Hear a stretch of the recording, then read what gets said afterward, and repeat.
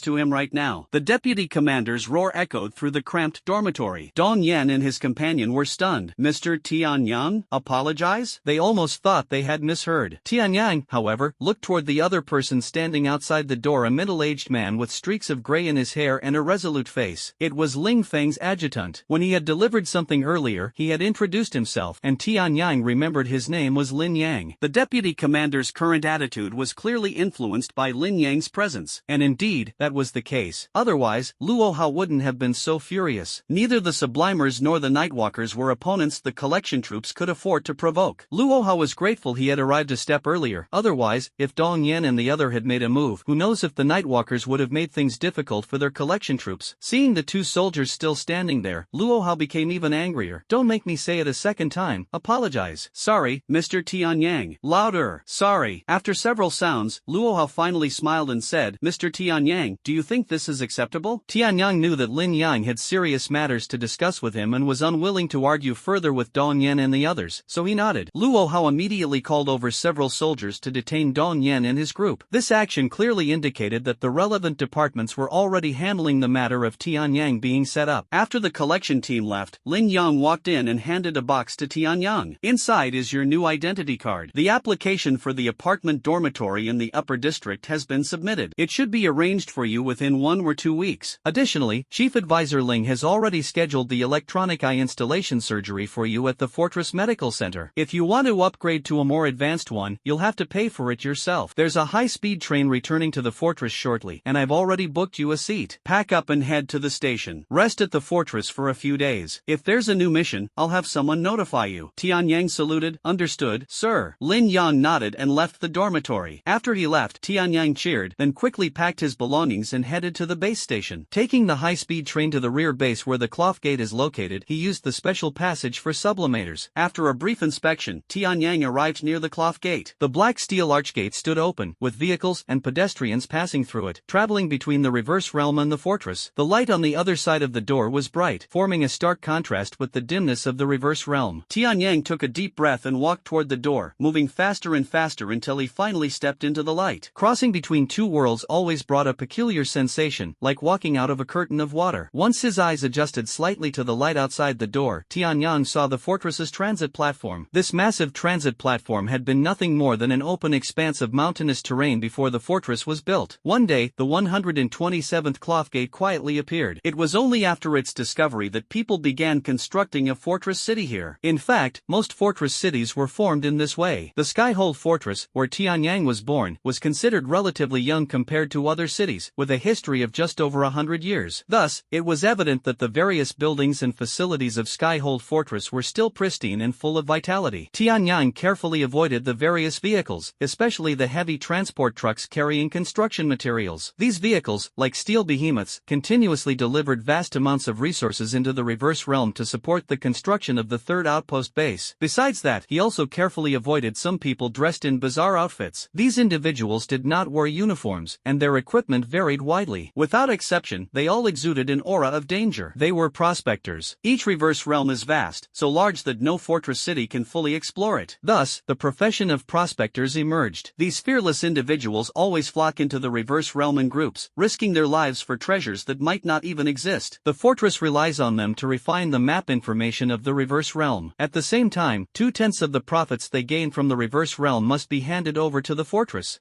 Even so, prospectors continue to rush forward, and some lucky ones among them inspire more people to join this perilous industry. Tianyang's home is in the lower district, so after leaving the transit platform, he boarded the Ring City train. This is an essential means of transportation connecting various districts, as not everyone can own a car. Moreover, not just anyone is allowed to drive freely within the fortress. Thus, the Ring City train, which runs every 15 minutes, has become the preferred choice for city residents. Of course, the train cannot reach every corner of the city. Take the lower district, for example. The train only has 3 stops there. After getting off the train, most of the journey must be covered on foot to measure the district's expanse. When the train passed the outer ring tracks of the upper district, a seemingly endless ocean could be seen through the window. Skyhold Fortress was built near a bay, in a region known for its frequent rain. Days as sunny as this were quite rare. Tianyang gazed out the window. The sea, illuminated by the blazing sun, shimmered with golden light, as if covered in countless gemstones. This was his favorite scene. Every time he looked at the ocean under a clear sky, it felt as though all his worries vanished into thin air. Suddenly, the light outside dimmed. Tianyang knew the train had entered the fortress's domed corridor. Due to the rainy climate, the cityscape of Skyhold Fortress was covered by massive circular domes. These domes would retract their outer covers on sunny days, allowing sunlight to pour into the city. During stormy seasons, their streamlined design drained rainwater and reduced wind load, protecting the city's buildings from the ravages of fierce winds and heavy rain. The circular domes were also equipped with numerous rainwater collection pipes. The collected rainwater was channeled to the storage pools of the water desalination plant, where it underwent distillation and desalination before being distributed to various districts for residents' use. As the train exited the dome corridor, a beam of intense light nearly blinded Tianyang. It was the strong reflection from the windows of the observation tower atop the dome. Below the observation tower, rows of turbine turrets, symbols of military might, were arranged in a circular formation. Their multifunctional tracks at the base ensured they could be moved to any direction within the fortress. As the lookout tower and the array of turrets gradually faded into the distance, the train entered a tunnel, signaling that the upper city was now far behind and the train was heading toward the middle and lower levels of the fortress. Lower City, Shadow Street Station has arrived. Passengers disembarking, please exit the train in order after the doors open. A gentle announcement echoed in the carriage as Tianyang stood at the yellow line in front of the door. He only stepped out of the train after the doors slid open. As soon as he reached the platform, a cold wind swept in, making it feel as though he were deep inside a cave. On the ground, an aluminum can was blown rolling by the wind, eventually stopping beside a toppled trash bin. Several homeless people draped in tattered blankets were rummaging through the bin for food that simply wasn't there. Tianyang walked briskly out of the station, arriving at a wide yet chaotic street, Shadow Street. From here, it would take a 40-minute walk to get home. It was said that in the middle and upper city, public trams were available for transportation, but there were none in the lower city. This place is located at the very bottom of the city. Even on sunny days, the street streets remain dimly lit, giving Tianyang the illusion of being back in the reverse realm. The lower district is synonymous with chaos and filth, and the fortress has placed almost all kinds of factories here. Various factories, machine rooms, unprotected units, and a large number of transmission pipelines are piled together with the iron sheet houses in shacks built by the lower-class residents. The people living here are like parasites of the city, humble and helpless. The streets are filled with hurried passers-by, most of whom are workers employed in various factories. They exhaust themselves every day, and the contribution points they earn are barely enough to cover 1 or 2 days of living expenses. Their eyes lack any spark, mechanically repeating the monotonous and tedious work each day under the drive of instinct. While passing through a narrow alley, Tianyang saw it crowded with homeless people, some lying down and others sitting. When someone passed by, they would plead for a chance to work. However, such pleas were often met with no response. Occasionally, some children would chase after him as he walked by. They were probably the most energetic group in the lower district. But if one wasn't careful, they might end up having their wallet or food stolen by these children. At the entrances of those bars, there are always a few scantily clad women standing around. They are unable to perform heavy physical labor, and their lack of knowledge makes it impossible for them to work in an office, even as the most basic clerical staff. Therefore, to survive, they can only sell their bodies, but their patrons are limited to those gold prospectors who live with their heads tied to their belts. They are the only ones who can afford such extravagant services. Volcano Bar. This place is famous for a strong liquor called Volcano. Tianyang did not go home but came here not to drink, but because his mother, Nanfei, works here as a cleaner. It is one of the few decent jobs suitable for women that she could find in the lower district, so she cherishes it greatly. Actually, Tianyang knew that the reason she could work here was because the bar owner, Kaidi, liked her. That burly man with thick chest hair used to be a member of the collection team, but after losing a leg in the reverse realm, he retired and used his pension to open a bar in the lower district. The business wasn't exactly booming, but it was still much better than what most others had. What surprised Tianyang was that although Kaidi liked her mother, he had never once said it out loud. Yet whenever her mother was in trouble, he was always willing to help. Speaking of which, it was thanks to Kaidi's efforts that Tianyang was able to join the collection team, so she actually quite liked this rough guy. Pushing open the bar door, there weren't many customers in the afternoon, scattered sparsely in the dim corners. The air was filled with the smell of cheap alcohol. Tianyang looked around but didn't see her mother. Instead, she spotted Kaidi, who was biting on a pipe and wiping glasses behind the bar. Kaidi, where's my mom? Tianyang approached the bar and asked directly. Kaidi's thick eyebrows twitched. You brat, I've told you 800 times, call me Uncle Kaidi. No manners at all, watch out, your mom might smack you. Hey, why is your hair white now? What's with the eye patch? Don't tell me you went to the reverse realm once and lost an eye? Tianyang was unconcerned. It's fine. They've already scheduled me for an electronic eye surgery. In a few days, I'll have it installed and won't need the eye patch anymore. Kaidi sighed. That's all well and good, but seeing you like this, Nanfei's going to be down in the dumps for days. Tianyang smiled. No, this time I've prepared a surprise for her. She'll be happy. Let's hope so. Kaidi glanced toward the kitchen. Just then, the kitchen door opened and a figure emerged. Nanfei's here. You can go over yourself. Tianyang looked over, and sure enough, it was his mother. Her long hair was tied up, her delicate face glistening with a slight sheen of sweat. She was dressed simply and carrying a trash bag, looking like she had just finished cleaning the kitchen. Tianyang was about to head over when suddenly, a black furred hand reached out and grabbed Nanfei. A burly man, his muscles bulging and wearing only a tactical vest, grinned and said, Miss, care to have a drink with me? Nanfei's expression changed, and she said coldly, show some respect. I don't drink with company. Let go of me. The burly man laughed, then how about sleeping with me? Before the laughter faded, a glint of silver flashed at the corner of his eye. A dagger then plunged into the burly man's other hand resting on the table, pinning his broad palm to the surface. A faint glow drifted from the silvery strands of hair, and the brilliance of star energy shimmered through the skin, faintly illuminating the dim bar. Tianyang's single eye burned with fury, yet the voice squeezed through his clenched teeth was chilling to the bone. She told you to let go. Behind the bar, a wineglass fell to the ground and shattered into pieces. It happened so quickly that Kaidi didn't even know when the young man had moved over. After all, the bar and that table were at least 10 meters apart. Yet Kaidi hadn't seen clearly how Tianyang had moved. Damn it, my hand! The burly man let out a miserable cry, releasing Nanfei and reaching for the gun holster at his waist. Stop, Taizhan. His companion, a slender man, stood up cautiously, watching Tianyang with utmost respect in his tone. Honorable Ascender, please forgive my companion's rudeness. I am willing to apologize for his recklessness and offer appropriate compensation to this lady. The man named Taizhan finally noticed the faint glow emanating from Tianyang's body and couldn't help but shiver. A sublimator. No matter how weak a sublimator might be, he was not someone an ordinary person like Taizhan could deal with, especially without heavy firepower at hand. If his companion hadn't stopped him just now, that dagger might have already been plunged into his heart. Tianyang snorted, pulled out the dagger, and pointed at the door. Forget the apology and compensation. Get out now, and don't come back here again. After all, this was Kaidi's bar, and Tianyang didn't want to cause too much trouble and affect his business. The skinny man nodded repeatedly, supported his companion, and left in disgrace. Tianyang, have you become a sublimator? Wait, why is your hair white? And what's with the eye patch? Nan Fei exclaimed, repeating the question Kaidi had just asked. But this time, for some reason, the boy seemed a bit guilty. Looking at his mother's anxious face, Tianyang murmured, Mom, let me explain. At the bar, Kaidi chuckled dryly. Even as a sublimator, the little brat is still afraid of his mom. On the same day, Qin Wu's body was sent back to his home in the Upper District. Upon hearing the news, Qin Jie, the director of the 3rd Security Office in the Upper District, dropped his work and rushed home as quickly as possible. Originally, he hoped he had just misheard, but as he opened the door, the sound of crying from the hall sank the heart of this man with graying temples to the depths. He walked heavily into the hall. In the center of the hall stood a cryogenic coffin. Beside the coffin, his wife, a woman dressed in luxurious attire, was crying uncontrollably, her face drenched in tears. 2 servants were supporting her, as she might have collapsed to the ground otherwise. On the other side, Qin Jie saw several officials from the collection team and a resolute-looking stranger. Qin Jie rushed directly toward one of the collection team officials, grabbed his collar, and shouted loudly, What happened? Why is my son dead? The official, sweating profusely, tried to calm him down. Mr. Qin, please calm down and listen to me. I won't listen, Qin Jie roared. I just want to know how my son died. Your son collided with an ascender and posed a personal threat, leading to a justified counterattack that resulted in his death. Mr. Qin, please accept my condolences, said the resolute man standing nearby. Qin Jie's eyes were bloodshot. Who are you? The gathering team official quickly introduced. This is Assistant Lin Yang, aide to the Chief of Staff of the Nightwalkers. The official glanced at Lin Yang, who gave a slight nod. He then continued, Qin Wu collided with a member of the Nightwalkers. Therefore, Officer Lin has come to offer condolences to the family. Bah! Qin Jie roared. Even if my son collided with an ascender, does that mean he deserved to die? This matter won't end here. Even if you're Nightwalkers, I'll go to the city lord's office to file a complaint. Lin Yang said calmly, Mr. Qin, as I mentioned earlier, your son did not simply cause a minor offense, he pointed a gun at someone's head. According to the rules of the fortress, in such situations, ascenders have the right to retaliate without limit. Moreover, prior to this, during a gathering mission, your son committed several offenses, including leaving the team without authorization, shooting and injuring his teammate, and using the injured teammate to attract the dark citizens to create an opportunity for his own escape. To put it bluntly, your son's actions were disgraceful, and his death is not undeserved. However, considering that your son is already deceased, and in the spirit of respecting the dead, the Fortress Military Department will not pursue his previous crimes. If you have any objections, you may file a complaint with the Judicial Office of the Fortress Military Department. With that, Lin Yang slightly bowed. Once again, my condolences. Farewell. He turned and left. Several cadre members of the collection team also took their leave one after another. After everyone had left, Qin Jie let out an angry roar and smashed the furniture and decorations in the hall in a fit of rage. After venting, he panted heavily, let the past be the past. Is this a warning for me not to seek revenge? Nightwalker, what an imposing display. His wife looked up and said, Qin Jie, he was our only son. If you don't avenge him, you don't deserve to be called a man. Qin Jie's face was as cold as water, and he remained silent. Lower District, 1837, Yushui Road, Shanty. Tianyang glanced nervously at his mother. Nan Fei stood with her back to him by the window, gazing at the quietly flowing canal outside. After a moment, she finally said, So not only have you become an ascender, but you've also joined the Nightwalkers? The young man quickly nodded. Yes,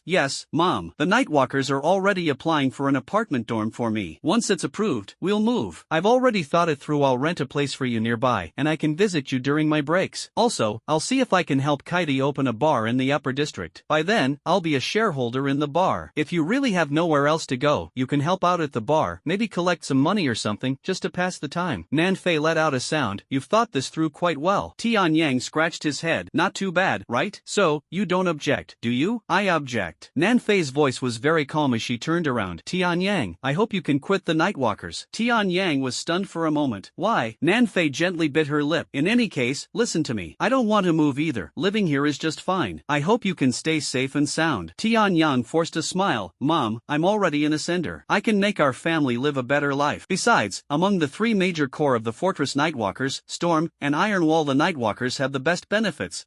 Nan Fei suddenly erupted. I said, quit it for me. If you must join the military, then join Iron Wall. But Nightwalkers and Storm are out of the question. I won't allow it. She rarely lost her temper like this. Tianyang had seldom seen her in such a state and tried to soothe her. Mom, listen to me. No, you listen to me. Nan Fei grabbed her son's shoulders, her eyes slightly bloodshot, and said emotionally, if you still recognize me as your mother, then go and quit the Nightwalker right now. Tianyang finally couldn't hold back. He pushed her hands away and said, why should I? Mom, I'm not a child anymore. Why do you always distrust me like this? Last time I wanted to join the collection team, you acted the same way. I really don't understand what's wrong with me joining the military. Is it wrong for me to want our family to live better? He stepped back 2 paces and shouted, and every time I ask you who my father really is, you always say I'm still young and it's not the right time yet. Tell me, is it because you're too controlling, always saying no to everything, that my dad couldn't stand you and left? Slap. Nanfei slapped the boy across the face, her eyes reddened, her whole body trembling slightly. How could you say that? Tianyang covered his face, let out a grunt, and rushed into his room. Bang! The door slammed shut. Nanfei wanted to step forward but stopped. Finally, she sighed, walked out of the shack, squatted by the door, and lit a cigarette. Tianyang's bedroom was small, with just a bed. At the foot of the bed, some books were neatly stacked: A Brief Introduction to Fortress Rules, Overview of the 9 Major Classes, Survival Rules in the Reverse Realm, The War of Ascenders Classic Battle Analysis. These books had their covers mostly worn out and pages yellowed. They were Tianyang's childhood companions. Ever since he could remember, these books had been there. Whenever he asked his mother where they came from, she never answered. Privately, Tianyang speculated that they must have been left by his father, as some annotations inside, judging by the handwriting, were clearly written by a man. Looking at them, Tianyang sighed. He regretted it. He shouldn't have been so impulsive earlier. Raising a child in the lower district was incredibly difficult, and Tianyang knew just how much hardship his mother had endured over the years. Although he still found Nanfei's demand for him to quit the Nightwalkers somewhat unreasonable, the boy regretted speaking so harshly to his mother earlier. Tomorrow, I'll apologize to her. Tianyang lay on the bed, thinking to himself. The next day, Tianyang walked out of the bedroom, ready to apologize, only to find that his mother had already left. On the table was a simple breakfast, a thermos of nutritious oatmeal and a fresh egg. There is a farm in the fortress, but in the lower district, eggs are still a luxury. This egg might have cost his mother a day's wages. Looking at it, Tianyang felt even more like a jerk. After drinking the oatmeal, the boy couldn't bring himself to eat the egg. He carefully split the egg white and removed the yolk. This way, when his mother returned, she could steam it slightly and eat it. After quickly finishing the egg white, Tianyang glanced around. The floor had already gathered some dust. It seemed his mother hadn't had time to clean recently, so the boy grabbed a broom and started tidying up the house. Entering his mother's room, Nanfei's bedroom was very tidy, with even a small potted plant placed on the window's railing. On the shelf on the wall beside the bed, there was a photo frame. Inside was a picture of her and Tianyang together, though in the photo, Tianyang was still just a baby, held in Nanfei's arms. This photo had clearly been cropped. Judging by the image, there should have been another person standing next to Nanfei. Could it be his father? Why was he cut out of the photo? Tianyang picked up the photo frame, staring at it in a daze. Suddenly, someone knocked on the door. The boy snapped out of his thoughts, thinking his mother had returned. He quickly put the photo frame back, but in his haste, the frame fell and broke. Excuse me, does Mr. Tianyang live here? A raspy voice sounded from outside the door. Tianyang glanced at the photo frame on the ground, relieved that it wasn't his mother returning, and quickly left the bedroom. Opening the door, he found a tall, thin man standing outside. His slightly graying hair was neatly combed, and his uniform seemed somewhat ill-fitting. He tried to put on a serious expression, but it ended up looking a bit comical. Who are you? Tianyang didn't recognize the man at all. The man smiled and said, I'm from the Upper District's Household Registration Office. Congratulations, Mr. Tianyang. Your household registration in the Upper District has been successfully processed. According to the fortress regulations, you can add 2 more names under your registration, but only direct blood relatives. So the office has sent me here to assist you with the registration process. Additionally, as part of the procedure, I will read to you the rights and obligations of an upper citizen, though you might already be familiar with them. Tianyang could only invite him into the house. After glancing around, the man cleared his throat and began to read aloud. According to the rules of the fortress, upper citizens, especially those with the status of ascenders, are entitled to the following rights. First is the right to reside in the upper district, where you can enjoy all the convenience services provided by the fortress. Next is the right to choose a spouse. Please note, do not confuse this with the universal right to have a partner. The so-called right to choose a spouse is exclusive to ascenders. This right allows you to freely select any woman you wish to marry, and the woman has no right to refuse. Unless she is willing to leave Skyhold Fortress, even families of upper citizens cannot reject this. However, I doubt anyone would turn down such a good deal.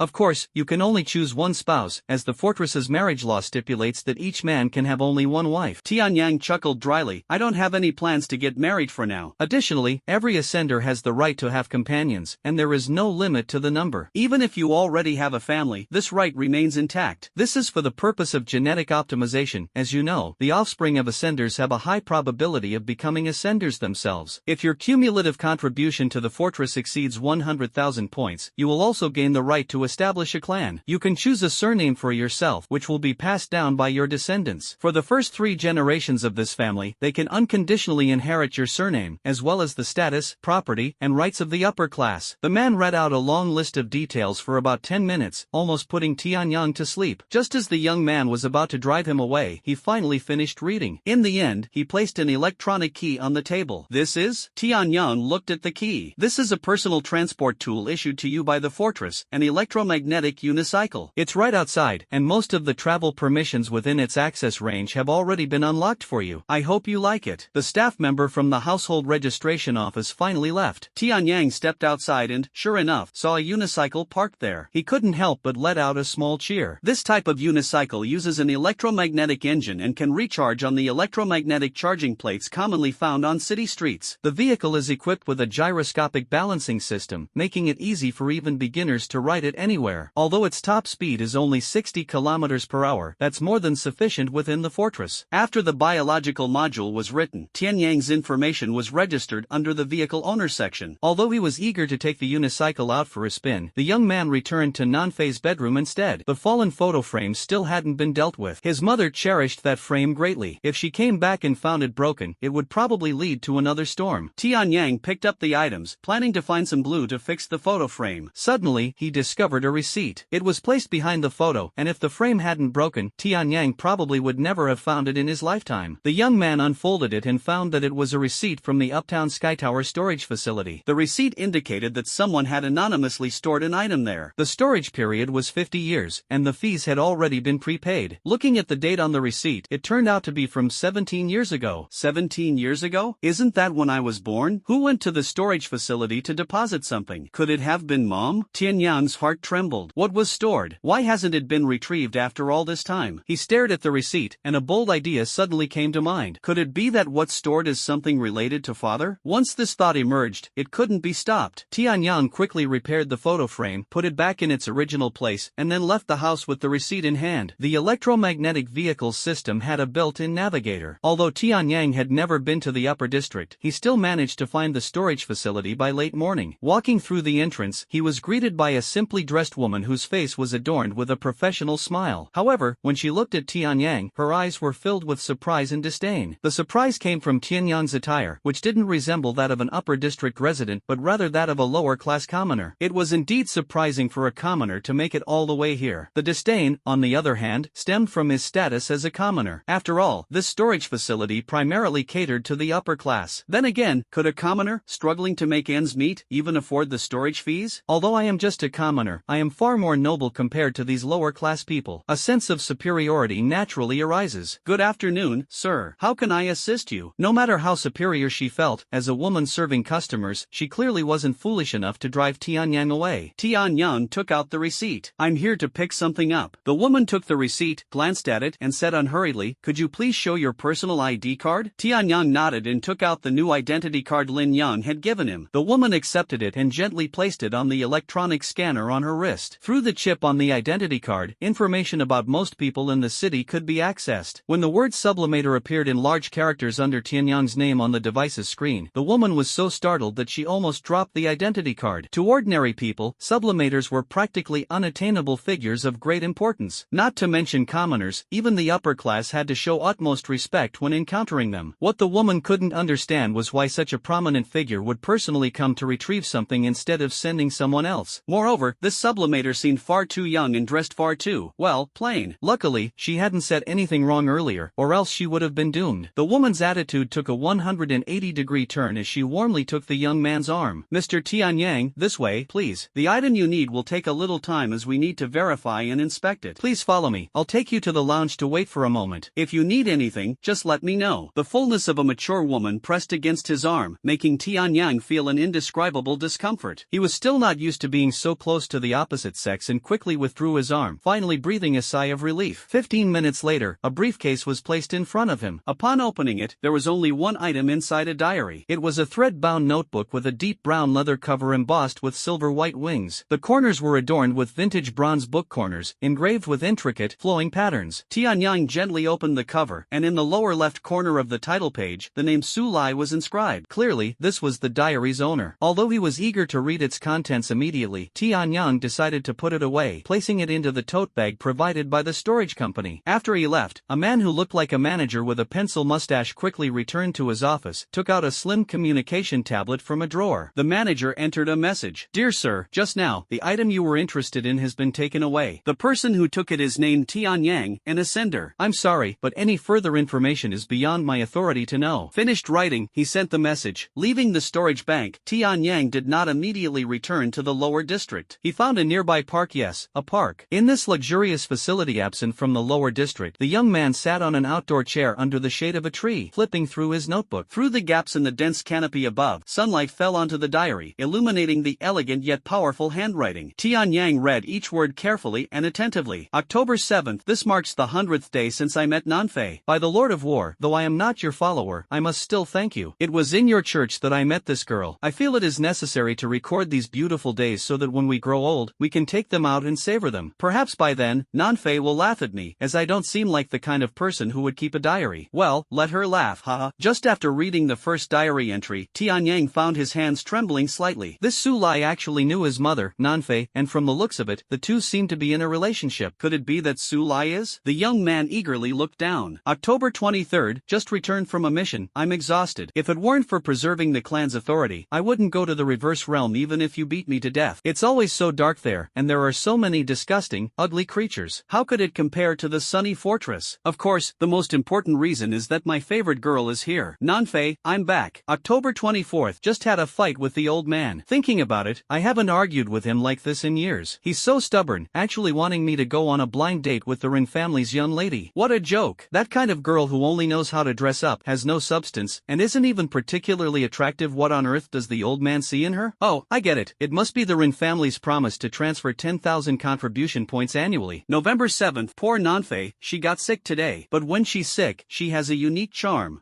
But I can't tell her that, or she'll think I'm a lecher. Am I? Of course not. Basically, these diaries recount some trivial matters that occurred during Su Lai's interactions with his mother, including Su Lai's father's opposition, the arranged marriage, Su Lai running away from home, and finally Su Lai's father being forced to compromise. Based on the information in the diaries, it is evident that Su Lai is an upper-class citizen of the fortress. Only upper-class citizens, and those with outstanding contributions, are allowed to have surnames. Unfortunately, Su Lai revealed very little family information in the diaries, so Tianyang doesn't even know what job he held in the fortress. However, judging from the tasks mentioned multiple times, Su Lai was likely serving in one of the three units, the Nightwalkers, the Storm, or the Gathering team. Continuing further, in mid-May of the second year, Su Lai's father passed away. By early August, his mother was already pregnant. Su Lai expressed great excitement and joy in the diaries, even secretly planning to marry his mother. August 27th, another task today. This task seems like it will take some time. What bad luck. I originally thought I could hold the wedding with Nanfei at the beginning of next month. No choice now. I'll have to secretly ask Jing Nan to prepare everything for me. Once I return from this task, I'll marry Nanfei. She'll definitely be overjoyed. Absolutely. August 28th, it's decided. The boy in Nanfei's belly will be named Tianyang. I hope he can have a heart as vast as the sky and a future as bright as the sunlight. This old dad of his does have a bit of literary flair, just a tad less than that guy Jingnan.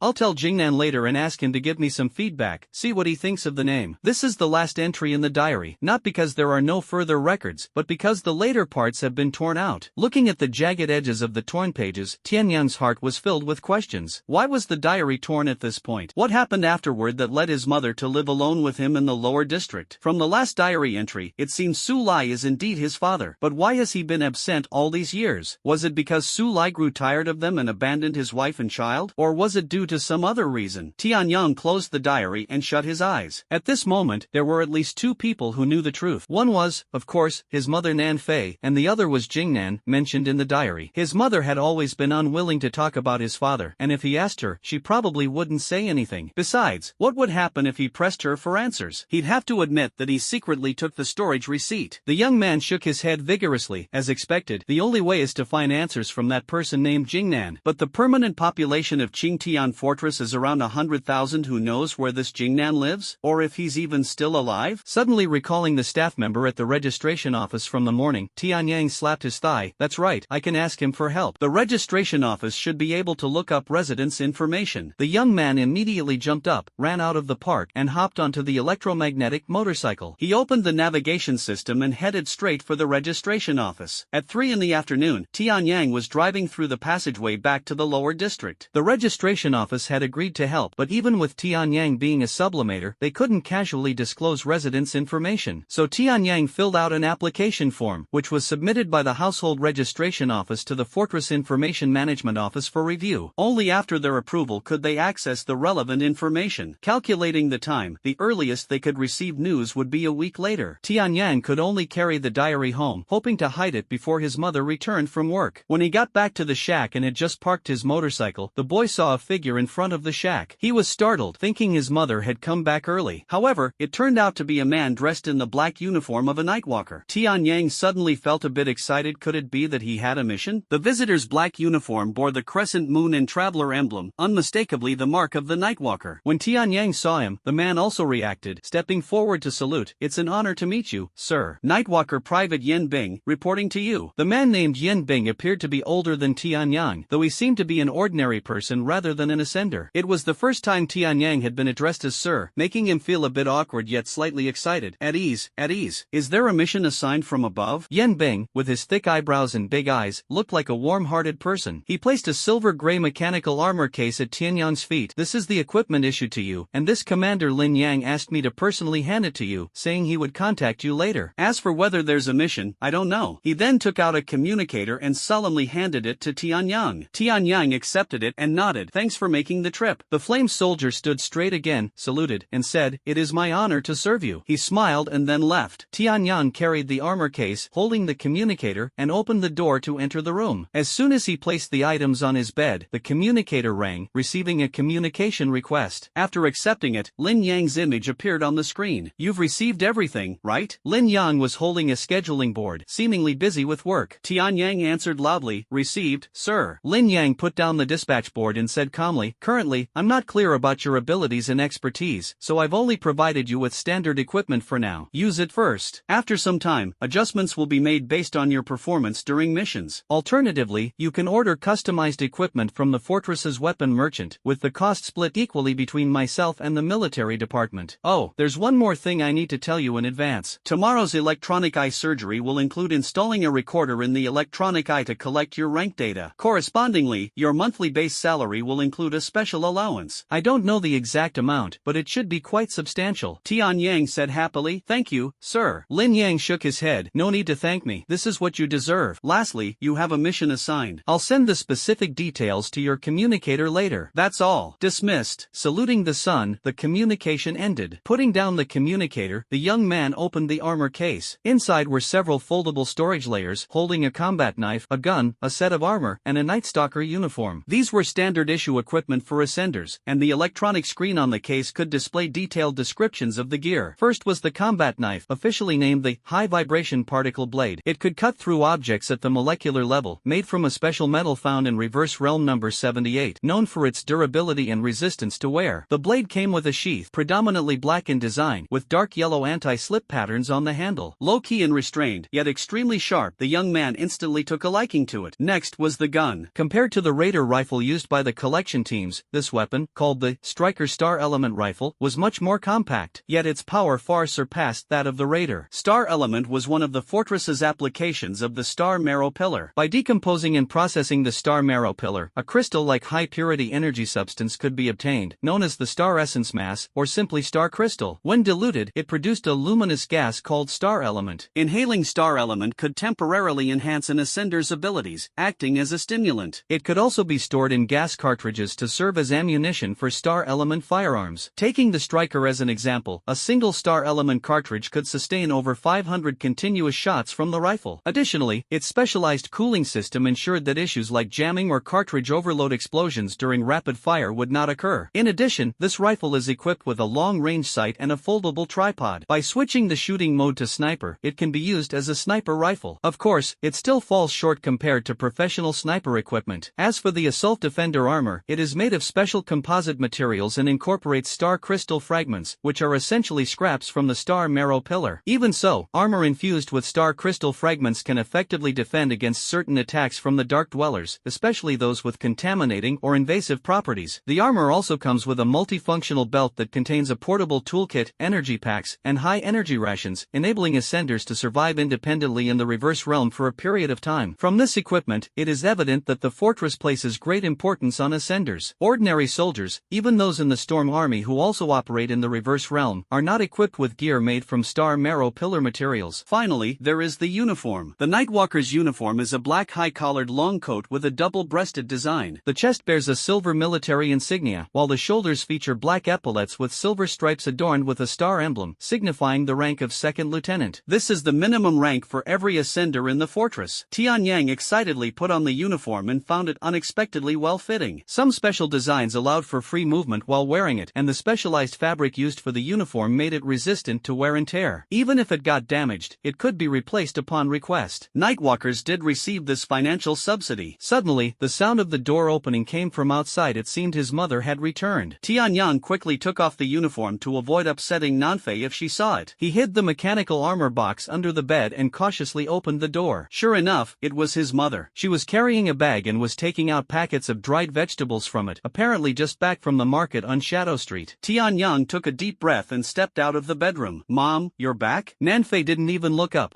Wait a bit longer, I'll cook for you right now. Tianyang called out. Mom, I have something to tell you. He wanted to apologize, but Nanfei seemed to want to avoid the matter. She said, we'll talk later, it's getting late. Even if you're not hungry, I am. After tidying up, she headed to the kitchen. After dinner, Nanfei left again, citing her work at the bar. Helpless, Tianyang had no choice but to return to his room. A file arrived in the communicator, and the young man opened it. It turned out to be a mission briefing. The Nightwalker planned to retrieve the star marrow pillar discovered by Tianyang. Lingfeng ordered Tianyang to report to the transit platform the morning after tomorrow. At that time, he would temporarily join the Raven Squad as a guide. The basic reward for this mission was 200 contribution points, with additional rewards depending on his specific performance during the mission. The briefing also included information about the Raven Squad's captain. Looking at the photo of a man with deep-set eyes, stubble-covered face, and a weathered appearance, Tianyang hoped that this captain named Hanshu would be an easy person to get along with. Another day passed, and Tianyang had already completed the surgery. Spending 2,000 contribution points out of his own pocket, he now had a tactical electronic eye installed in his left eye. In addition to normal vision, it also featured thermal imaging, infrared, and ultra-long-distance vision capabilities. In the reverse realm, spotting an opponent even a second earlier could significantly increase one's safety. Therefore, Tianyang spared no expense, using up half of his contribution points. After all, contribution points could be earned again, but life only came once. The tactical eye's appearance was indistinguishable from a normal eye. Occasionally, an electrical surge would cause a faint blue light to flicker deep within the pupil, but it didn't look strange. Tianyang could finally remove the eye patch. That evening, he planned to tell Nanfei about the mission, but his mother seemed to sense something. She avoided the topic entirely, not even giving Tianyang a chance, and started tidying up the house. Even though the shabby hut had nothing much to tidy up, the boy felt quite helpless. Not only did he have no opportunity to bring up the mission, but he also couldn't even manage to say the words of apology. The next day, when he woke up, Nanfei had already gone out. With no other choice, Tianyang left a note saying he was going on a mission and would talk to her when he returned. After breakfast, Tianyang put on his gear, donned his uniform, and rode his electromagnetic bike to the transit platform. The meeting point was in Zone 3 of the platform, at Deck 7. When Tianyang arrived, there wasn't a single person there. It seemed he had come too early. The boy drove his bike to a corner and was about to park it when a cold voice rang out. This is the Raven Squad's meeting point. Which squad are you from? Don't just park your bike wherever you please. Tianyang turned around to see a young man standing behind him. He looked a bit older than Tianyang, but only around 20 or so. His long raven-colored hair was tied into a ponytail, and combined with his overly delicate features, it was easy to mistake him for a girl. He was also dressed in the black uniform of a Nightwalker, with the armor beneath it shimmering with the unique silver glow of star crystals, clearly specialized defensive gear for ascenders. However, the style was somewhat different from Tianyang's, and there were quite a few scratches on it, indicating that the owner was not a rookie on the battlefield. The young man carried a sword, its sheath narrow and long, with a special design at the opening on both sides, allowing him to draw this excessively long sword at any time to fend off enemies. Honestly, even with Tianyang's shallow knowledge of weaponry, he knew that neither knives nor swords should be overly long. Unless there was a specific need, excessively long blades were actually detrimental to performance. Hey, I'm talking to you. What are you daydreaming about? Are all newcomers this unqualified nowadays? You're practically handing free kills to the black citizens. The young man seemed quite dissatisfied with Tianyang's reaction. Glancing at the other man's shoulder insignia, which showed the same rank of second lieutenant as his own, Tianyang swallowed the word "sir" that was about to leave his lips. My my name is Tianyang. Chief Ling instructed me to report to the Raven Squad. The young man froze for a moment, then a look of disgust surged in his eyes. So it's you. I heard that as soon as you became an ascender, you killed your former superior. Tianyang sensed the faint hostility emanating from the man and couldn't understand why he disliked him. However, he had no intention of explaining himself. Since their conversation was clearly going nowhere, Tianyang couldn't be bothered to waste words on him and turned to find a quiet corner to stay in. A hand pressed down on his shoulder. Tianyang turned around to see the handsome young man with a face as cold as ice. Just a mere commoner, don't think too highly of yourself, the young man said coldly. Tianyang brushed off his hand. Have I offended you? Not really. I just purely find the things you've done disgusting. The young man clenched his fist, lightly pressing it against his mouth, his two attractive eyebrows furrowing together as if he were about to vomit in discomfort. Originally just a commoner, you got lucky and became an ascender, then grew arrogant and sought revenge on the superior who had once wronged you. He may have done something wrong, but since he was a superior, no matter how grave his mistakes were, he shouldn't have been executed. At the very least, he shouldn't have died at your hands. You people living at the bottom will never understand gratitude, only complaints. Have you ever thought, without the contributions and sacrifices of us upper citizens, could you parasites live safely within the fortress? Tianyang sneered. And do you know that your so-called noble upper citizen shot me in the leg during a mission to lure the wanderers toward me? So, upper citizens shouldn't die, and lower citizens deserve to be bait? The young man was stunned. Although he had heard some things about Tianyang, he truly didn't know there were such details involved. Tianyang continued, and besides, I'm an upper citizen now too. So, do me a favor and tone down that superiority complex of yours, unless you want to make things unpleasant for yourself. The young man snorted arrogantly. Someone like you dares to call yourself an upper citizen? True upper citizens are those with family surnames. Do you even have a surname? Tianyang said calmly, I will have it sooner or later. That's what disgusts me. Just thinking about those uncultured bastards, even born of prostitutes, being able to have their own surnames one day makes me sick. The young man covered his mouth with his hand, his expression pained, as if physically unwell. Tianyang reached out and gripped the knife handle. Say that again if you dare. The young man sneered, reaching back to lightly touch the sword hilt. What, am I wrong? You can say whatever you want about me, but you cannot slander my mother. Tianyang growled, his battle knife unsheathing an inch. Oh, I didn't expect you to be such a... Before the words were finished, a fist landed squarely on the young man's face, sending him spinning and flying several meters away, crashing heavily onto the ground. Tianyang froze for a moment before realizing a man had appeared beside him. Broad-shouldered and burly, with thick eyebrows and a cigarette clenched between his teeth, it was none other than the captain of the Raven Squad, Han Shu. This kid is right. Every mother is worthy of respect. San Du, you better reflect on this properly. Han Shu's gaze shifted to Tianyang and he clicked his tongue, saying, but you too, you even drew your weapon. Hey,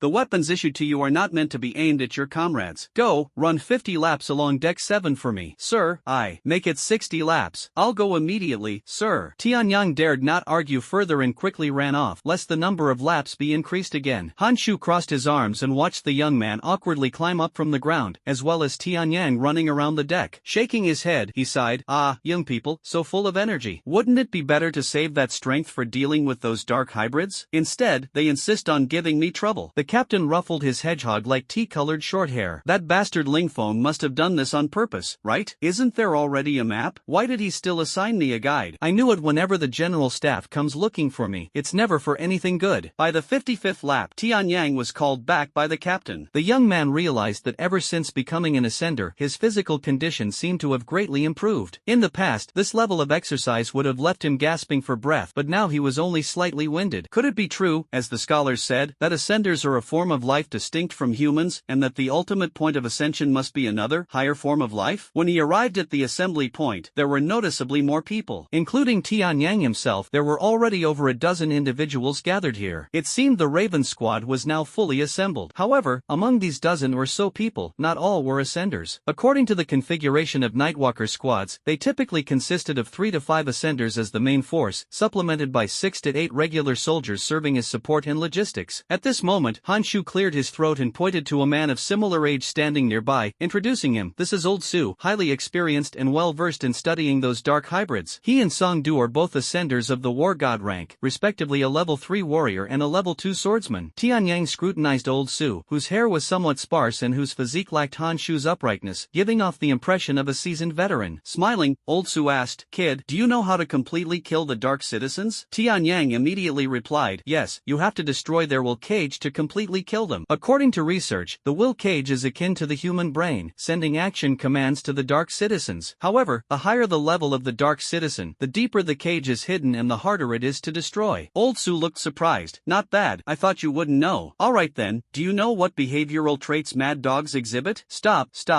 Han Shu pushed him away. I don't have time for your show off right now. Then, he pointed to a woman fiddling with a silver longbow. She had medium-length black hair, fair skin, and rare dark red pupils. She stood 2 or 3 meters away from the crowd, exuding a cold and aloof demeanor. This is Jiyu, a hunter by profession, a level 2 hunter. She's also the reconnaissance expert of our team. The woman named Jiyu didn't even blink, as if Han Shu was introducing someone else. Han Shu seemed unfazed by this, shrugging his shoulders. As for me, I'm a fortress by profession, a level 4 guardian. Your turn. Since Ling Feng had instructed not to reveal the new profession, and the mission briefing also mentioned it, Tian Yang's public information was currently listed as a war god by profession. Thus, he lied without batting an eye. Alright, that concludes the self-introduction, Han Shu said loudly. Listen up, this mission is to recover the Star Pillar, so our squad alone won't be able to complete it. Therefore, this is a joint operation. Besides us, there are 4 other squads participating. Additionally, there will be a medical team and a recovery team accompanying us. I am the commander of this joint operation, so all of you better stay sharp and don't embarrass me. Now, move out. As they moved toward the cloth gate, Tian Yang noticed that among the soldiers of the Raven Squad, the flame soldier who had delivered equipment to him 2 days ago was also present. Tian Yang gave him a slight nod, and the latter seemed somewhat excited, even returning a military salute. This prompted Sun Du at the front to let out a dissatisfied grunt. After submitting the application, they quickly received clearance to proceed. Just as the Raven Squad was about to enter the cloth gate, several cars sped toward them. The leading car even spun to a stop right in front of the squad. The dust kicked up by the tires flew across Han Shu's face, causing his expression to darken instantly as he glared at the people in the car with a grim look. The car door opened, and a man dressed in a senior officer's uniform jumped out, shouting loudly, "I am Chan Lu, a senior officer from the Fortress Strategy Department. I just received orders from the military headquarters. For this mission, I will be accompanying the members of the Storm Squad." Han Shu shouted back, "I haven't received any notification, sir." Chen Lu pointed to the communicator on Han Shu's body. "Perhaps you can confirm with your superiors now, Captain." Han Shu shook his head, said wait a moment to the others, then walked a bit farther away and picked up the communicator to contact the Nightwalker headquarters. Moments later, he returned, nodded, and said, "It's been confirmed. We're heading out now. Will you be joining us, sir?" A man named Chen Lu said, "Of course." Then he returned to the vehicle, and the convoy drove ahead of the Raven Squad, passing through the Croft Gate. Old Su couldn't help but say, "Captain, is it true that the higher-ups are letting them accompany us?" Han Shu responded with a hum. "They said it's a temporary order from the military department." Old Su muttered, "Aren't the people from the strategy department supposed to sit in offices and come up with ideas? What are they doing on the front lines? I just hope they don't cause us trouble." Han Shu grabbed his hair and said, "Who knows? Let's go. If we keep dawdling, we'll miss the high-speed train to the lighthouse, and that would be bad." Finally, the Raven Squad passed through the cloth gate. After that fleeting sensation, Tian Yan looked up and found himself back in the dimly lit reverse realm. Half an hour later, they boarded the high-speed train heading to the lighthouse base. If nothing unexpected happens, they should arrive at the lighthouse by this time tomorrow. In the spacious train car, there were only 5 ascenders, including Tian Yang. Han Shu and Old Su sat together, chatting about something unknown, occasionally bursting into hearty laughter. Ji Yu and Song Du each occupied a corner, clearly having no interaction with each other. As for the squad soldiers, they were in another train car.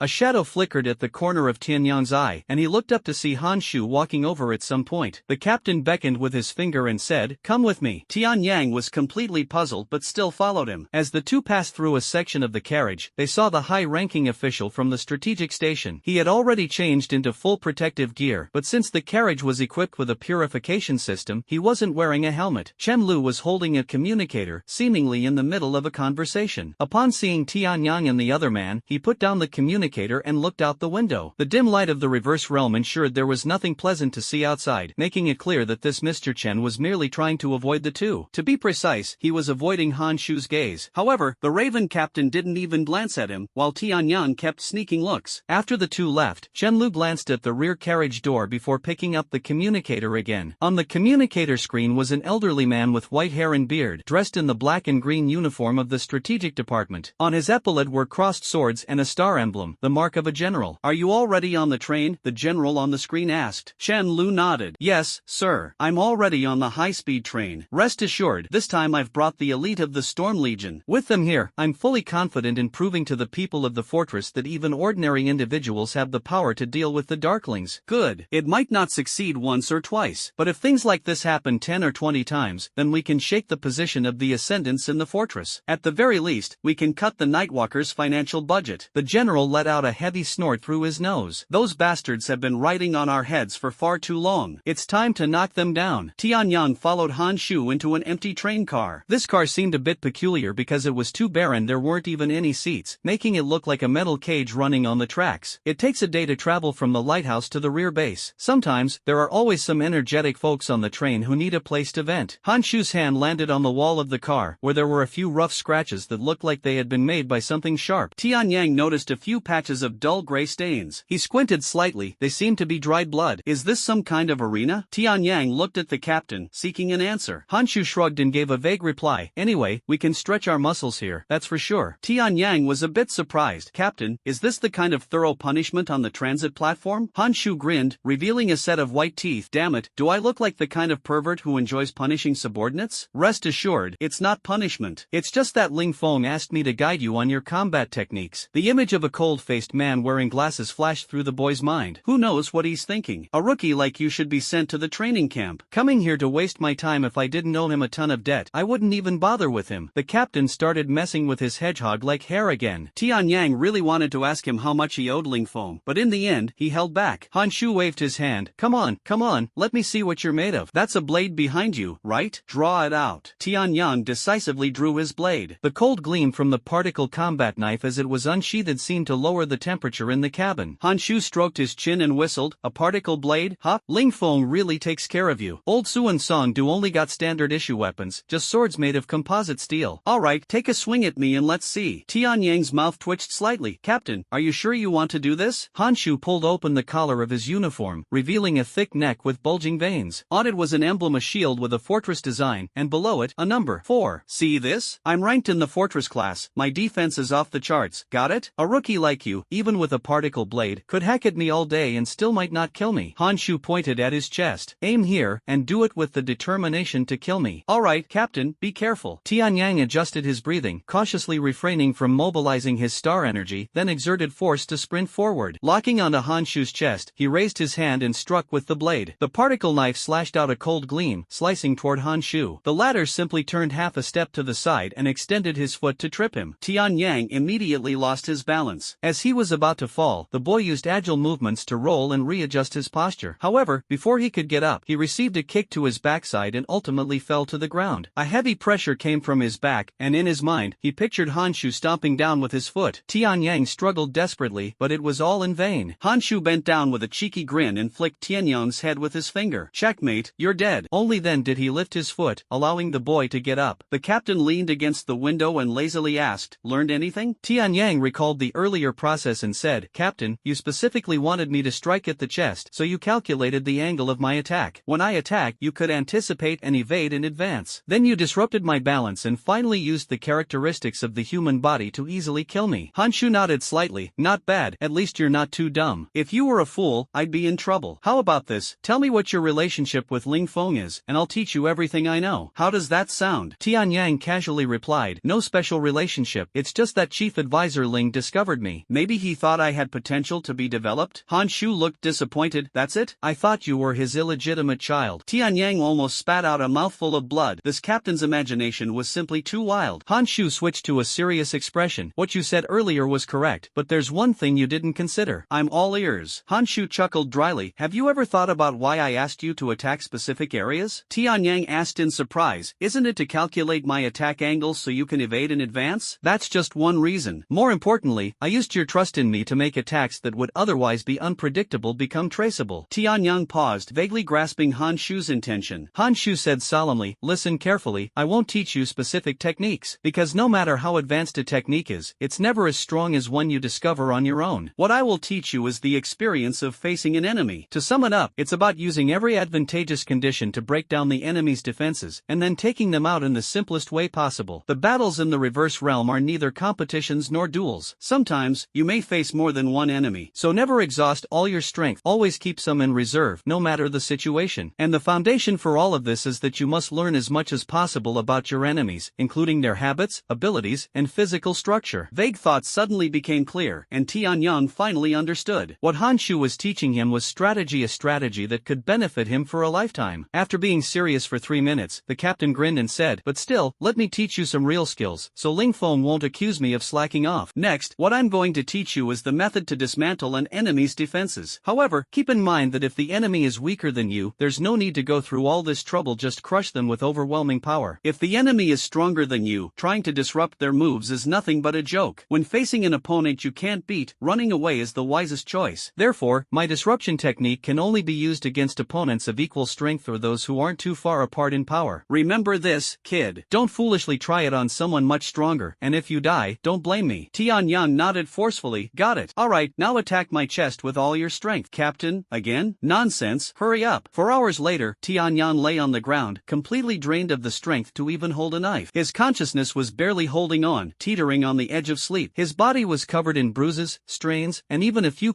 wounds inflicted by his own battle knife. Han Shu's disintegration technique even included counterattack moves that utilized the opponent's weapon. Tianyang truly hadn't expected such a rugged man to possess such refined skills. "So, how much did you remember?" The captain's large face loomed closer, then he hoisted Tianyang onto his shoulder, picking up the battle knife along the way. "Managed to remember about 80%, but some moves are too complicated and fast to recall." Tianyang hesitated for a moment and said, "Captain, let me rest here for a bit. I'll head back to the carriage on my own later." "That's nonsense," Han Shu rudely scolded. "I'm taking you to the medical team right now to have them dress your wound. This is the reverse realm. No matter how small the wound, it could be life-threatening." Tianyang no longer resisted. The captain of the medical team was a lady from the western continent. Her hair, eyebrows, and even eyelashes were a pure golden color. Her blue eyes evoked the image of the ocean, and her beauty was as stunning as the sea itself. Being an ascendant, she didn't need to wear the slightly bulky protective suit. Instead, she wore the white long coat uniform of the medical team, paired with a black shirt and a pencil skirt underneath. As soon as he entered, Han Shu stared at the long legs wrapped in black stockings and then, like a tomcat in heat, started howling, "Luoshan, it's been a few days, and you've become even more beautiful. Especially in a hellish place like the reverse realm, your breathtaking beauty stands out even more." The lady named Luoshan put down the book she was reading, her seductive red lips curling slightly upward. She stood up and said, "Captain Han, your words have become quite charming, but even so, I won't agree to your invitation for a date." Han Shu, unfazed, walked over, and his furry hand reached out toward her shapely rear. Strangely enough, Luoshan didn't dodge, letting the hand land where it shouldn't have. Tianyang quickly closed his eyes, as if he'd seen something he shouldn't have. Then Luoshan said, "Did you come here specifically to touch my butt? And you even brought a child along. Captain Han, your behavior is quite puzzling." Tianyang felt as if he had been thrown onto a seat, then heard Han Shu laugh and say, "To be precise, I came to grab your butt and brought this kid along to get his wounds dressed." "Dear Roshan, could you find a pretty girl to help bandage this kid's injuries?" Tianyang finally opened his eyes and saw Roshan tossing Han Shu's hand aside. She crossed her arms and smiled sweetly, saying, "What do you think this place is? You even want a pretty girl. Should I personally bandage his wounds for him?" Han Shu tried to place his hand on her fragrant shoulder again. "He doesn't have that kind of luck, but if I were injured, you might want to consider it." Roshan reached out and lightly pushed Han Shu's chest, shoving the shameless guy away, then turned around and called out, "Sun, could you help me with something?" Someone stood up from the seat behind, walked lightly over, and asked softly, "What do you need me to do?" The voice was gentle, carrying a serene and ethereal quality. Tianyang turned his head to look and saw a girl standing next to Roshan. She appeared to be about his age, around 1.65 meters tall, dressed in protective gear, clearly an ordinary person. Her black hair was like lacquer, her skin like jade, and her eyes were clear and bright, resembling a cloudless azure sky. Noticing Tianyang's gaze, the girl named Sun looked back, her expression tranquil, like a calm lake without a ripple. Tianyang, on the other hand, felt a bit abrupt, nodded slightly, and then shifted his gaze away. Roshan's lips curved into an almost imperceptible smile as she nudged the girl beside her. "Help him with the bandaging." "Okay." Kaoru walked back, now holding a medical kit. As she opened the kit, she said, "Please take off your uniform." Tianyang complied. What followed was the girl silently tending to his wounds without saying a word. As for Han Shu, he was on the other side, flirting with Luoshan. A moment later, Tianyang's wounds were already bandaged. Watching Kaoru tidying up the tools, the boy shyly said, "Thank you." Kaoru looked up, her clear eyes reflecting Tianyang's figure. After a brief moment of staring, she averted her gaze. Once she finished packing up the tools, Kaoru stood up to leave. Just then, the train suddenly braked sharply, causing the carriage to jolt violently, and Kaoru immediately lost her balance. Tianyang Tianyang quickly held her, the girl sitting on the boy's lap, her delicate back pressed tightly against Tianyang's chest. The boy's breath surrounded her ears, and a faint blush appeared on the pale roots of the girl's ears. Instinctively, she wanted to break free and stand up, but the inertia of the brake pressed Sun against Tianyang. It wasn't until a few seconds later, when the train safely stopped, that Sun hurriedly got up, grabbed the medical kit, and returned to her seat. On the other side, Hanshu had already picked up the communicator in the carriage. What's going on? Why did we suddenly stop? The voice of the train conductor came through the communicator. We can't go any further, Captain Hanshu. There are wanderers. Those things are on the tracks, blocking the way. Damn it. Hanshu put down the communicator and said to Tianyang, stay here and keep watch. I'll go check out what's happening. Tianyang put on his uniform. I can help. Hanshu didn't insist. Suit yourself. The two left the train car, and as they passed Chenlu's compartment, a high-ranking officer from the strategy station stopped Hanshu. Captain Han, what's going on? Why has the train stopped? There are wanderers blocking the tracks. We're going to handle it now. Hanshu briefly explained the situation, pushed past Chenlu, and left quickly with Tianyang. Wanderers? A smile appeared on Chenlu's face. Looks like it's showtime. 2 minutes later, Tianyang and his companion met up with the other members of the Raven Squad outside the train. This was a valley area, where under the dim light, black vegetation grew wildly everywhere. When the wind blew, certain vague stone carvings would emerge from the grass piles, exuding an eerie and malevolent aura. Around them grew a few twisted, knotted trees covered in gnarls. Their intertwined branches of varying lengths resembled the twisted fingers of countless leprosy patients, evoking a sense of nausea. In the distance, a large bridge could be faintly seen spanning the valley, but the middle of the bridge was broken, like the snapped arm of a giant. Jiyu, a hunter-class operative, jogged over from the front with her bow in hand and reported in a low yet clear voice, a small group of wanderers has appeared ahead, numbering between 70 and 100. They are crossing the tracks, and if we force our way through, there's a risk of derailment. This was the first time Tianyang had heard her speak, so she could talk after all. Hanshu nodded, waved his hand, and said, let's go, clear them out, and try to set off early. Arriving at the front of the train, sure enough, strange and sinister figures lingered on the tracks. In the dim areas beyond the reach of the lights, those things that should only exist in nightmares emitted a desolate glow from the cages of will on their chests, like ghostly flames drifting in a graveyard. Occasionally, they let out a series of meaningless sounds, as if vengeful spirits were lamenting their misfortunes to the living. Hanshu lit a cigarette and looked at the ascenders, including Tianyang, as well as the Nightwalker soldiers who had donned their helmets. Free attack, start clearing them out. Song Du was the first to charge forward. As he ran, the ponytailed youth's entire body began to emit a faint glow. His star essence manifested outward, and his long sword was unsheathed, transforming into a cold flash under the night. It swept across the cages on the chests of 3 or 4 wanderers. The cages shattered, gray light scattered, and the twisted figures immediately collapsed, finally able to rest in peace. The fortress has set clear bounties for all known darklings. Take the wanderers as an example. Killing them earns 1 contribution point. Although for ascenders, 1 contribution point is hardly an incentive, now that Hanshu has issued the order, even if there were no contribution points to earn, Songdu and the others would still take action. Both being of the war god class, Songdu and Old Su resolve their opponents with swords. Their speed may not be particularly fast, but the force behind their strikes is immense. With a single slash, not only do they shatter the cages, but the wanderers' relatively fragile bodies are also cleaved in two. As for Jiyu, this woman fully embodies the traits of a hunter. She draws her longbow, its string a bluish glow, and even the arrows are energy constructs. Tianyang knows that the bow in Jiyu's hands is a star element weapon, which uses star element energy to attack, dealing extra damage to darklings. Moreover, these weapons can incorporate the abilities of ascenders, whether in the form of arrows, bullets, long swords, or battle axes. This is because star element energy resonates with the star essence within ascenders, distinguishing star element weapons from other armaments. The sources of star element weapons include exchanging contribution points with the military, commissioning custom orders from weapon merchants in the fortress, or receiving them as rewards from the fortress military for outstanding contributions. As for the star element longbow in Jiyu's hands, it's unclear how this woman obtained such a weapon. Tianyang put his thoughts aside, assessed the situation between the enemy and his side, and chose not to draw the battle knife on his back. Instead, he took out the assault rifle. Hanshu, who was quietly observing the situation nearby, saw Tianyang opting for the gun instead of the knife and unexpectedly smiled, a hint of approval in his expression. Tianyang assumed a shooting stance, maintaining a sufficient distance from the wanderers. He then aimed at the wool cages of the dark citizens and pulled the trigger. Compared to live ammunition firearms, the energy rifle had almost no recoil. With a flash of light from the muzzle, a bowl-sized hole was blasted into the chest of a wanderer on the opposite side. Around the hole, blue specks flickered like stars. The cage shattered, gray light dissipated, and as viscous corrosive liquid gushed out, the twisted figure quickly collapsed. Nearby, Songdu turned his head to look, his gaze falling on Tianyang's gun. A glint of disdain flickered in the young man's eyes. Turning back, he swung his sword with even greater ferocity, slicing a wanderer in half from head to leg. Tianyang remained unfazed, continuing to fire precise shots with the rifle, reaping one twisted shadow after another. The reason he chose the gun over the knife was to apply the strategy taught by Han Shu, leveraging the strengths and weaknesses of both sides to complete the mission with minimal cost. In this battle, Tianyang did not display any of the advantages of a sublimator. The only difference between him and the soldiers around him was that he didn't need to wear protective gear. 10 minutes later, the wanderers had been completely cleared, and the soldiers were moving the corpses off the tracks. Just as Han Shu was about to signal the train to depart, Ji Yu suddenly exclaimed in a low voice, 10 o'clock direction, something spotted. Tianyang immediately turned his head, and the tactical electronic eye on his left side zoomed in. He then saw a group of figures staggering toward them. Old Su beside him said in an exasperated tone, I knew it wouldn't be that simple. Wanderers may lack the five senses, but those guys have a hive mind. If one of their kind nearby is attacked,